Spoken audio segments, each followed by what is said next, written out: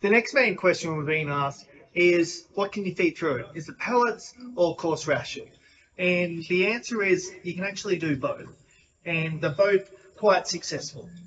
One thing to keep in mind is the settings on the lower adjuster and upper adjuster are going to be a little bit different for each.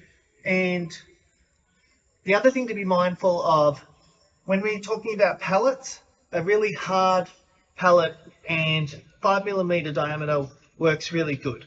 If that pellet has got a lot of dust in the ration, it becomes a bit more challenging with cleaning it.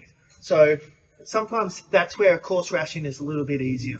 But in brief, a nice hard pellet is very good at controlling the ration.